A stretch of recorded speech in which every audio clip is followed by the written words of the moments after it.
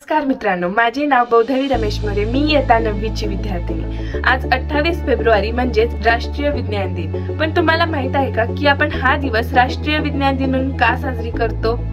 मला खात्री आहे की तुम्ही प्रसिद्ध भारतीय शास्त्रज्ञ सर चंद्रशेखर वेंकट रमण यांच्याबद्दल ऐकले असेल। 1928 मध्ये त्यांनी या दिवशी प्रकाशाच्या विखुरलेल्या घटनेचा शोध लावला, जो की त्यांच्या नावावरून रामन इफेक्ट म्हणून ओळखला जातो।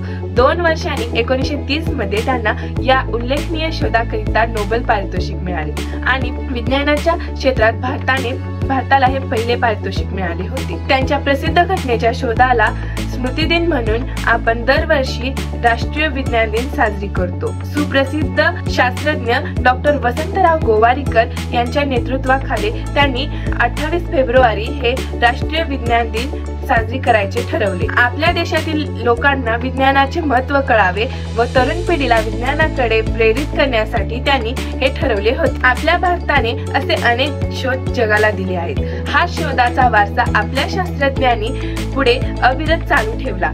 शून्याचा शोध लावणारे आर्यभट्ट, अणुशास्त्रज्ञ डॉक्टर होमी भाभा, स्थिर संगणकाची निर्मिती करणारे doctor Vijay Bhatkar, missile man doctor APJ Abdul Kalam आणि वनस्पती देखील सजीव आहेत हे सांगणारे डॉक्टर जगदीशचंद्र बोस असे अनेक शास्त्रज्ञ भारतात होऊन गेले आहेत, जे की भारताच्या विज्ञान क्षेत्राला समृद्ध केले आहे। त्यांच्या योगदानामुळेच आज भारत अंतराळ संशोधन, औषध निर्मिती, माहिती तंत्रज्ञान व जैव तंत्रज्ञान या क्षेत्रात आघाडीवर आहे। आजच्या दिवशी आपण विज्ञानाच्या क्षेत्रात योगदान देणाऱ्या सर्व शास्त्रज्ञांना आदरपूर्वक वंदन करतो व विज्ञान हे केवळ प्रयोगशाळेपुरतेच मर्यादित नसून ते आपल्या दैनंदिन जीवनात महत्त्वाचा भाग आहे। त्यामुळे आपणही वैज्ञानिक दृष्टिकोन ठेवून प्रश्न विचारण्याचा, नवनवीन संशोधन करण्याचा व नवीन गोष्टी शिकण्याचा प्रयत्न केला पाहिजे। तर चला आपण सर्वजण विज्ञानाचा प्रचार व प्रसार करण्याचा संकल्प करूया व